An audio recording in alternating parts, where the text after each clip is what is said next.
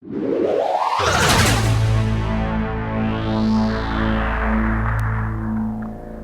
ayuda que el país ha venido recibiendo de los Estados Unidos, tanto directamente como a través de diversas instituciones internacionales, debe canalizarse hacia obras reproductivas. Una ayuda económica circunscrita en gran parte a enmendar hierros presupuestales y a cubrir los vacíos que el desorden administrativo en que hemos vivido origina en la ejecución de la ley de gastos públicos, constituye más bien un perjuicio que una colaboración efectiva al programa de saneamiento de las instituciones nacionales.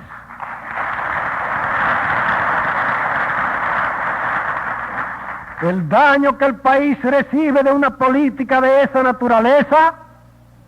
no es solo de índole económica, sino también moral. Nos hemos acostumbrado a depender de la ayuda extranjera y no nos imponemos ningún sacrificio que nos permita salir por nuestro propio esfuerzo y en ejercicio de nuestra propia dignidad del caos en que nos hallamos sumergidos. El propósito del gobierno que hoy asume la dirección de los destinos del pueblo dominicano es canalizar esa ayuda indispensable para la subsistencia de la República en las condiciones actuales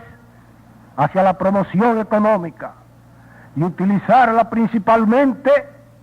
en programas que tiendan a incrementar nuestra producción agrícola y a favorecer la creación de nuevas fuentes de trabajo en el campo vastísimo de la iniciativa privada. Hemos llegado a un momento en que no podemos seguir viviendo de limosnas y protestando de la presencia de botas extranjeras en nuestro suelo, mientras nos avenimos cómodamente a recibir dádivas que no solo lastiman nuestro orgullo nacional, sino que también nos exponen a perder a la larga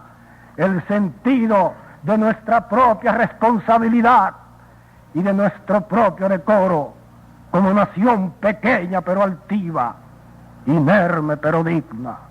pisoteada pero gloriosa.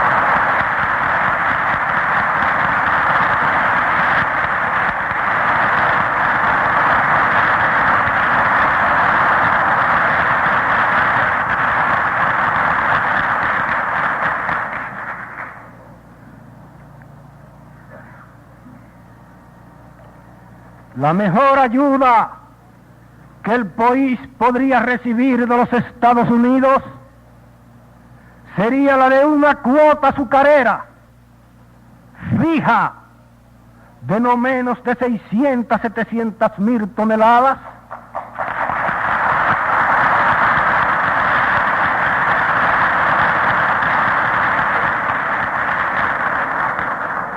y la adopción de un plan que nos permita cubrir las demandas de frutas, legumbres y otros artículos de la misma especie que fueron suplidos durante largos años por Cuba en el mercado norteamericano.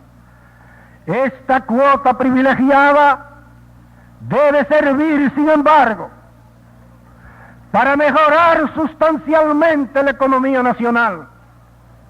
y para favorecer a nuestra población ávida de reformas sociales, pero no para beneficio exclusivo de intereses particulares vinculados a la industria del azúcar en la República Dominicana.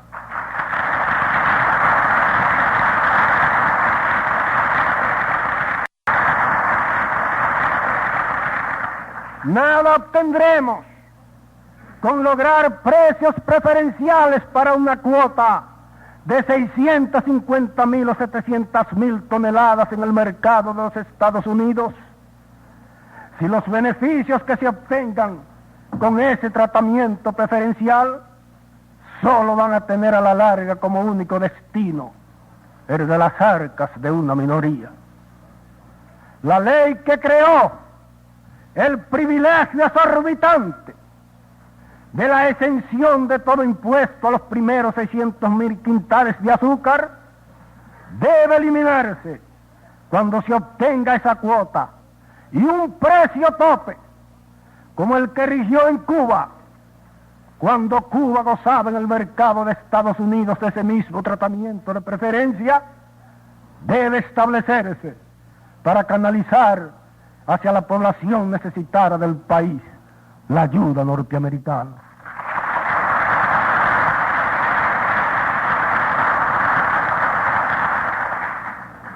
Paralelamente con esta cooperación, destinada a equilibrar permanentemente nuestra economía y a proveer de base sólida nuestro sistema monetario, nuestro interés nacional nos aconseja desarrollar con las mayores proporciones posibles el intercambio entre nuestro país y Puerto Rico. Existen condiciones excelentes para que ambos pueblos establezcan una especie de mercado común y organicen sobre un espíritu de cooperación recíproca sus economías respectivas. Santo Domingo podría surtir a Puerto Rico de infinidad de productos agrícolas que no se producen en cantidad suficiente en aquella isla, y ambos pueblos podrían asociarse en muchos campos del desarrollo económico para que sus capitales asociados promuevan el desarrollo industrial en el campo de la inversión privada. Las propias industrias azucareras de los dos países podrían llegar a acuerdos beneficiosos para cubrir entre ambos, sin que la una afecte a la otra, las necesidades del mercado norteamericano y para compartir equitativamente sus precios preferenciales.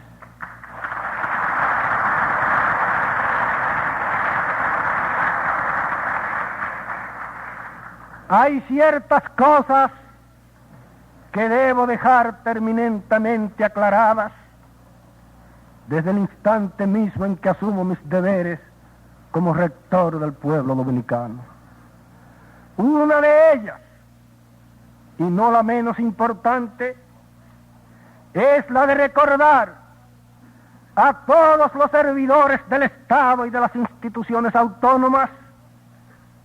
que las huelgas están prohibidas en los servicios públicos.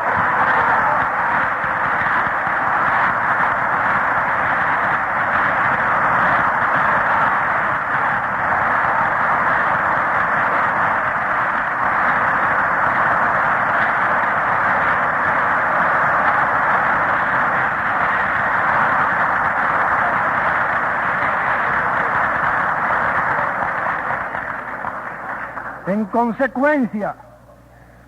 cuando durante el gobierno que hoy se inicia se declare una huelga que afecte un servicio de la categoría de los ya señalados, los huelguistas quedarán automáticamente cesantes y serán sustituidos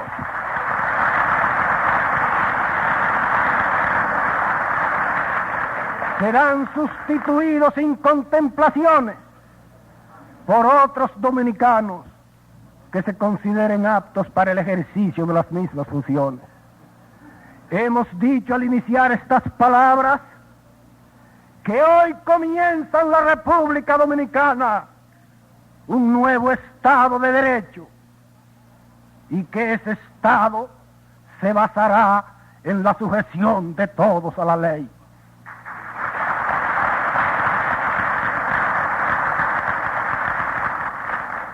La ley número 56 del 25 de noviembre de 1965, la cual prohíbe las huelgas y los paros en los servicios públicos, no es el fruto de una arbitrariedad, ni responde a sentimientos dictatoriales. La economía de esa ley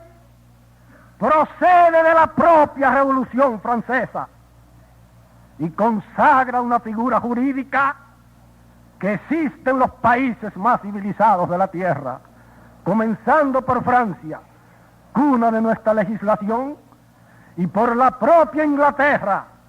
donde el director general de Correos disolvió en una sola noche la huelga de los carteros en 1890, y donde el ministro Chamberlain sentó en 1936 como un principio de derecho público la doctrina de que ningún gobierno, sin negar su propia razón de ser, que es la de asegurar el funcionamiento de los servicios del Estado, podría admitir que estos puedan ser descontinuados y desorganizados por una huelga declarada o auspiciada por sus mismos servidores. Esta ley 56, en consecuencia, será aplicada inexorablemente, y estas palabras deben servir de advertencia a todos los servidores públicos para que ni ellos ni nosotros nos veamos colocados en la triste situación de tener que someternos a una medida de esa naturaleza en un momento en que lo que el país más necesita es que la concordia reine entre todos los dominicanos para que sea posible la obra común de la salvación de la patria.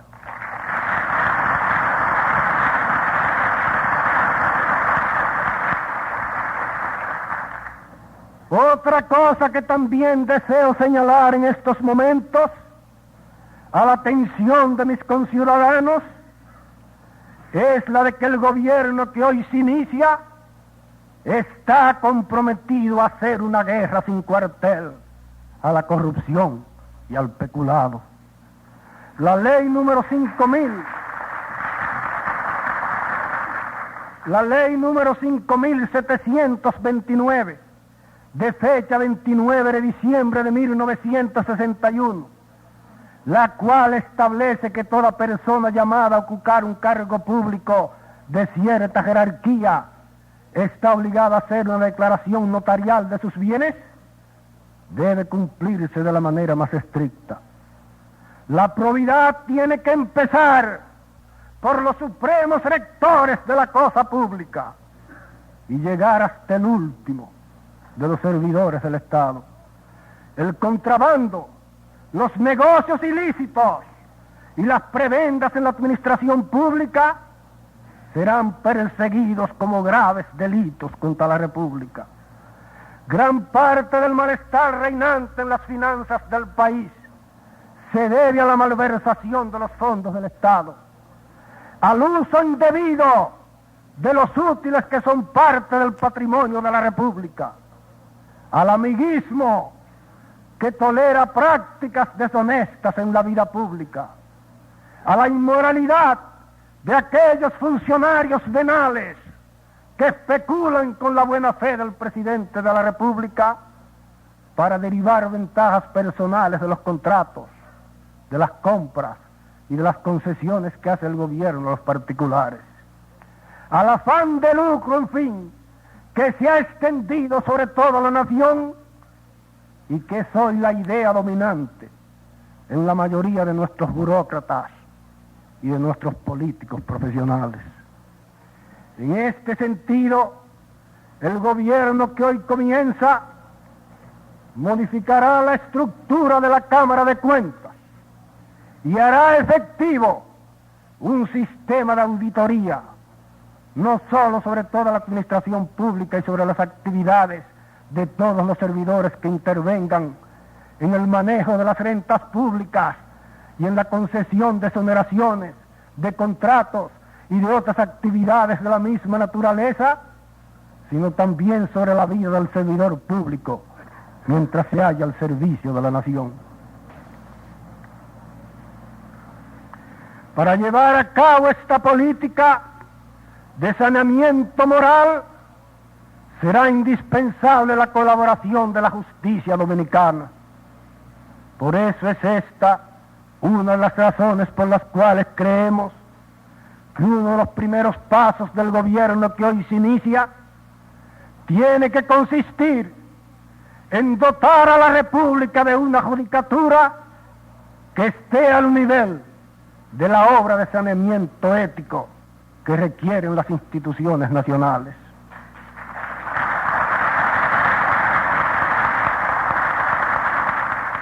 Nuestro propósito al iniciarse esta nueva etapa de la vida nacional con la reconstitución de un Estado de Derecho es favorecer el funcionamiento en el país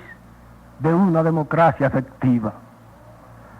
Pero la responsabilidad de esta tarea no solo incumbe al gobierno, sino también a sus opositores. La democracia es un régimen de convivencia fundado principalmente en la ley y en el respeto al derecho de todos. Si los partidos de oposición, inclusive los grupos de la extrema izquierda y los de la extrema derecha, se lanzan a una labor de oposición desenfrenada y tratan de desarticular la vida del país y de quebrantar sus principios fundamentales, es lógico que esa convivencia se haría imposible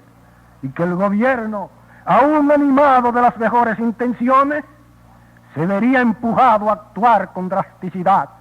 y a hacer frente abiertamente a esa actitud subversiva.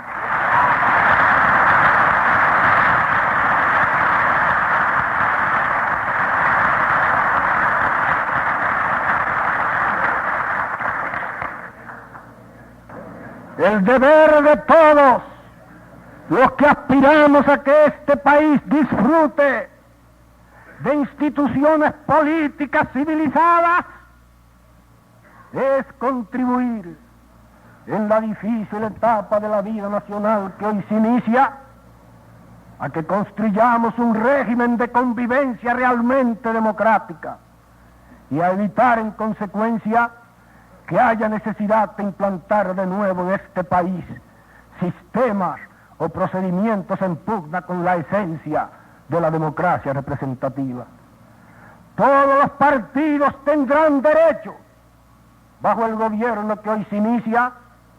a ejercer los derechos que les son privativos. Pero cualquiera que intente obstruir el libre funcionamiento del gobierno constitucional, llevar la discordia al seno de las Fuerzas Armadas, desarticular la economía de la nación, mantener un clima de agitación en las empresas estatales, desviar las organizaciones sindicales de su misión natural, que es la de defender y salvaguardar los intereses profesionales de la clase obrera, fomentar el odio entre las diferentes clases sociales y esparcir la división y la cizaña en el seno de la familia dominicana, nos encontrará de frente, dispuesto a encarar todos los peligros y a defender al precio que fuere necesario el sagrado depósito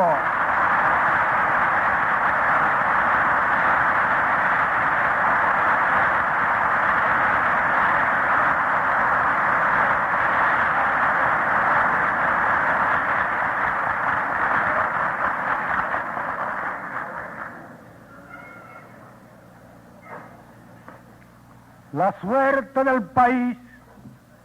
no puede vivir indefinidamente sujeta al capricho o a las locuras de una minoría. Desde hace largos meses, el destino de la República se halla en manos de pequeños grupos de agitadores que actúan escandalosamente para dar la impresión ante la opinión pública nacional y extranjera de que representan realmente la voluntad mayoritaria del pueblo dominicano. Las elecciones del 1 de junio demuestran que el país repudia a esos agitadores.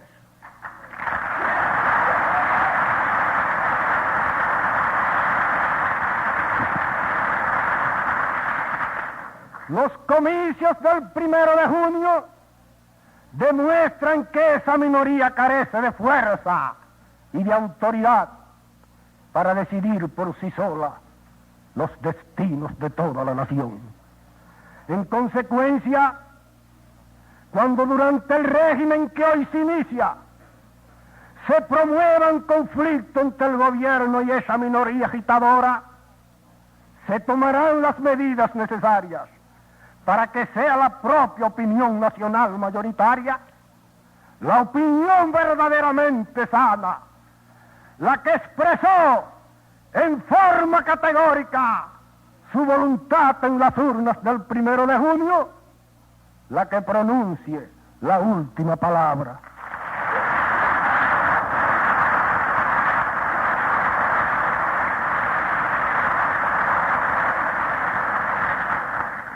Algunos partidos políticos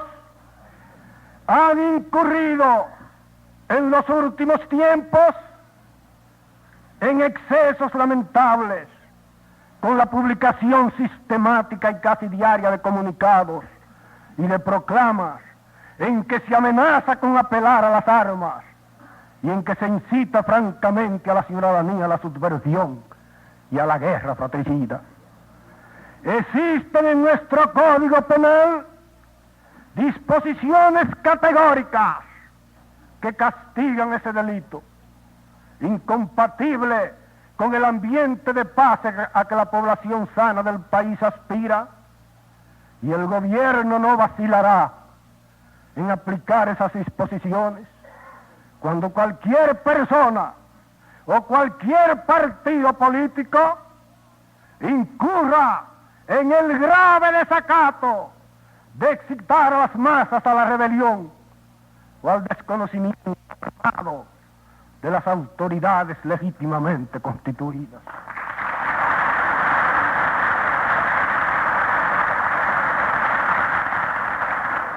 Pero todo se hará dentro de la ley y con los recursos que la sabiduría del legislador, desde los días en que se votaron en Francia los códigos que todavía no se rigen, pone al alcance de la sociedad y de las autoridades que la representan para la salvaguarda del orden y de las instituciones. No puedo dejar de hacer mención de las reformas sociales que se propone llevar a cabo el gobierno que hoy se inicia. La modificación más importante que hay que introducir en nuestras estructuras tradicionales es la de la tenencia y redistribución de la tierra en la República Dominicana.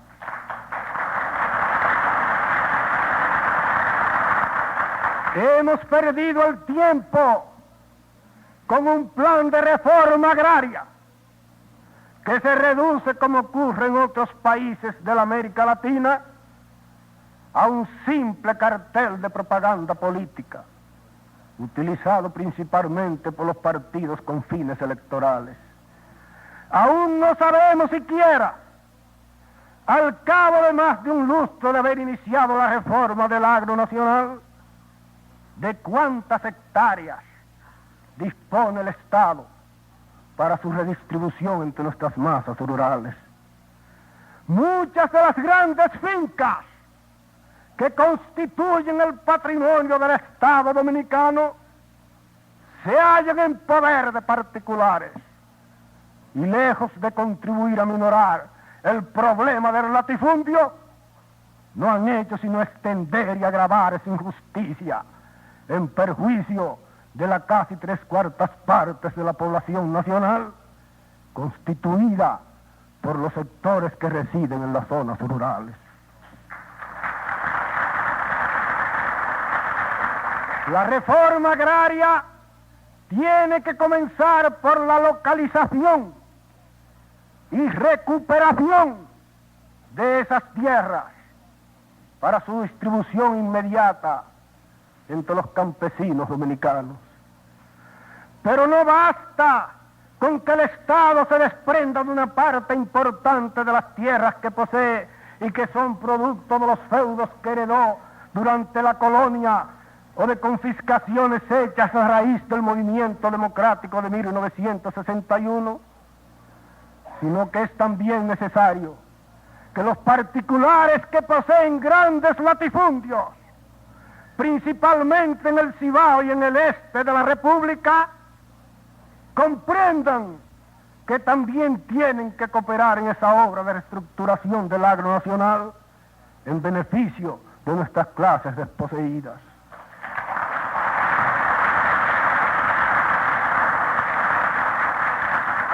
Ese desprendimiento es el precio que los grandes terratenientes de este país tienen que pagar, no solo para que la República disfrute de instituciones justas y descanse sobre bases estables, sino también para que los que poseen grandes riquezas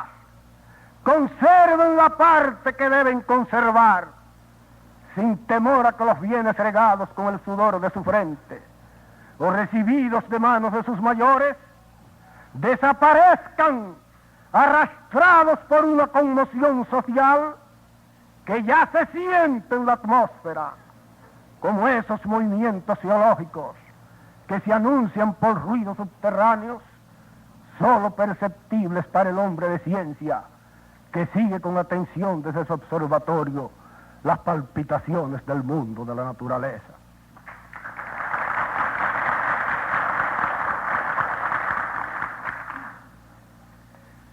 Hay necesidad para que este país se estabilice y disfrute de una organización sólida, no solo en los días presentes, sino también en el futuro inmediato, de que se busque el medio de redistribuir la tierra en forma equitativa, sea mediante la expropiación gradual de los latifundios particulares, previa indemnización, según lo establece la Constitución de la República, o sea mediante un acuerdo de grado a grado que permita que la actividad de los que acaparan el agro nacional se canalice en parte hacia otros campos, como el de las empresas de carácter industrial, gracias, por ejemplo, a un trueque de una parte de esos feudos por otra cantidad equivalente en las acciones que pertenecen al Estado en el emporio industrial que administra desde fines de 1961. El Estado podría ceder todo o parte de sus acciones en la Fábrica Dominicana de Cemento, en la Compañía Anónima Tabacalera, en los Molinos Dominicanos, en la Fábrica de Pinturas Pinoca, en la Fábrica de Papel y en la propia Corporación Azucarera Dominicana, a cambio de tierras para la parte más sufrida de nuestra población.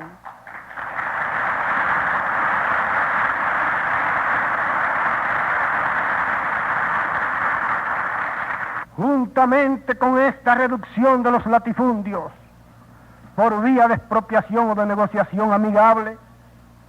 hay necesidad de promover una reforma agraria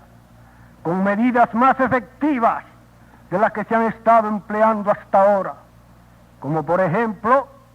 con el establecimiento de un régimen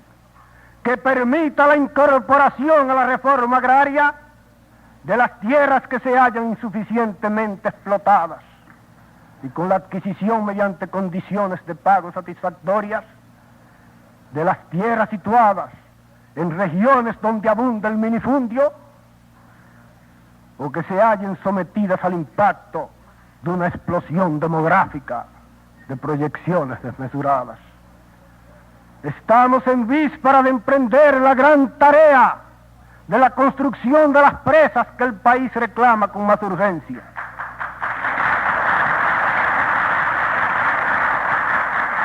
Las tierras hoy baldías que se incorporarán con esas presas a nuestra área en producción deben ser retenidas principalmente para la reforma agraria, porque no sería justo que el país invierta millones de pesos en obras de esa envergadura para beneficio exclusivo de unos cuantos terratenientes que hoy no retiran ningún provecho de esas tierras virtualmente abandonadas.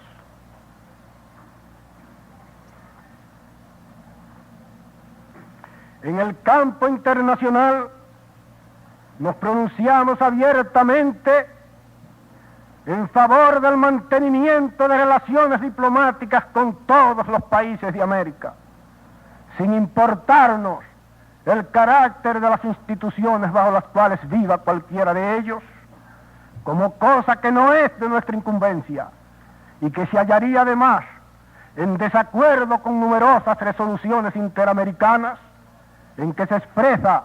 que las relaciones diplomáticas con un país cualquiera no implican aprobación alguna de su régimen interno, y en favor asimismo del establecimiento de relaciones de índole estrictamente comercial con los países socialistas. Seguiremos dando nuestro apoyo a la Organización de Estados Americanos y velando al propio tiempo por la salvaguarda de la soberanía nacional para que nuestro suelo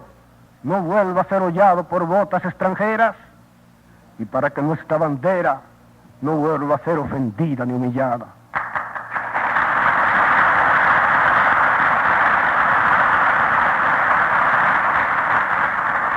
Estamos convencidos de que en el desempeño de nuestra gestión tropezaremos con muchos intereses creados. Somos un país donde el privilegio juega un papel importante en la vida pública y donde el egoísmo personal prevalece sobre los intereses nacionales. Los primeros que se sentirán afectados por nuestra conducta y que reaccionarán contra nosotros, acaso en forma violenta, serán nuestros propios partidarios políticos. Los que nos dieron sus votos y trabajaron en beneficio de nuestro ascenso al solio presidencial, creerán, como es costumbre en nuestro país, que hemos venido a la presidencia de la República a defender los intereses de un partido y no los de la nación.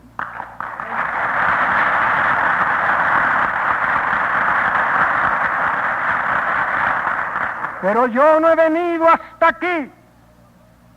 como presidente de los afiliados del Partido Reformista, sino como presidente de todos los dominicanos.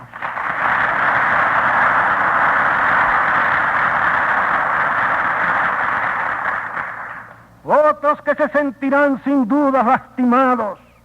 por nuestra acción serán los beneficiarios de los privilegios y de las situaciones discriminatorias contra las cuales viviremos en permanente vigilia, sea cuando se trate de eliminar un abuso o de extinguir una prebenda, aun cuando haya necesidad de poner los puntos sobre las íes para impedir que continúe un contrato oneroso para el Estado, una injusticia irritante para un sector determinado, o sea cuando haya que poner fin a una irregularidad en la administración pública, o cuando haya que hacer desaparecer un obstáculo que embaraza el camino del país en su ascensión hacia la plenitud del progreso o hacia la plenitud de la vida civilizada. La política de Sarmiento, formulada en los siguientes términos por su ministro de Relaciones Exteriores, Máximo Valera: la victoria no da derechos, servirá de pauta a la administración que hoy se inicia. Para nosotros, si algo crea la victoria, no son derechos, sino obligaciones.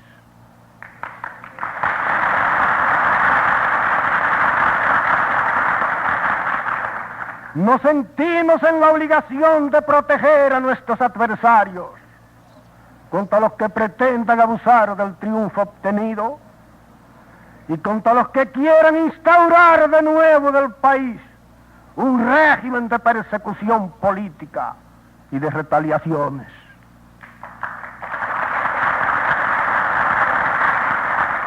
Yo no he venido aquí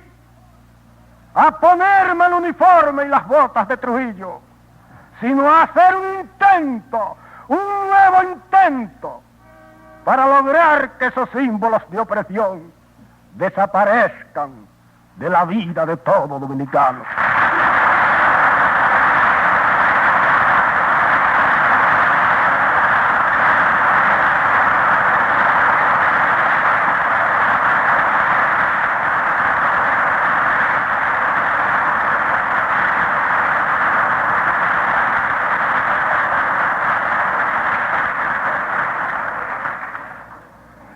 El presidente provisional,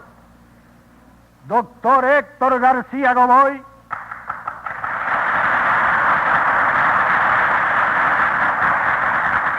cuyo mandato expira en este día, merece sin duda el respeto y la gratitud de la República.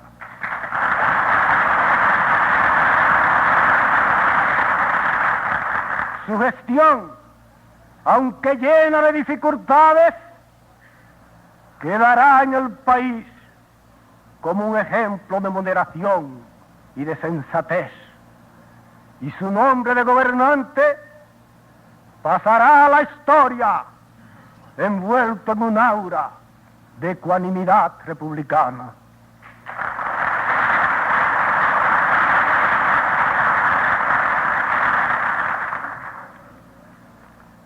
Agradezco en mi nombre y en el del pueblo dominicano la prueba de solidaridad que hemos recibido de los países que se han hecho representar por medio de misiones especiales en este acto y que se asocian así al júbilo que a todos nos produce el hecho de que haya sido superada la crisis que por un momento nos hizo suponer que la antorcha de la civilización, traída aquí por el descubridor de América hace más de 4 siglos, estaba a punto de extinguirse en el solar donde precisamente se encendió por primera vez esa luz 2 veces milenaria.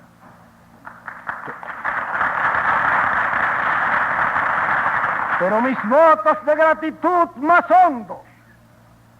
van dirigidos al pueblo que me escogió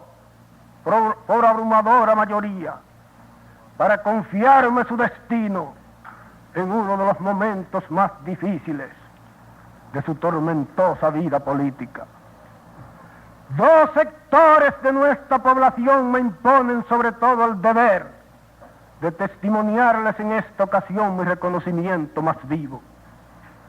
La mujer, sobre todo las madres dominicanas, que en su mayoría apoyaron mi candidatura porque entendieron que ella garantizaría, mediante la convivencia de las diversas ideologías políticas en el seno de la República, la tranquilidad de todas las clases sociales. Y el campesino de las 26 provincias del país, que se asoció a su vez desde un principio a la causa del Partido Reformista y que dejó constancia de su sensibilidad cívica en las mismas urnas donde los agitadores de la ciudad dieron prueba en cambio de analfabetismo moral y analfabetismo político.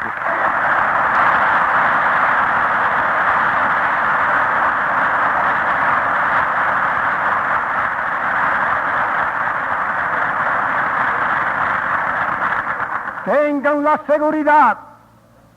los que me honraron con sus votos en las urnas del 1 de junio, de que no omitiré ningún sacrificio ni ningún esfuerzo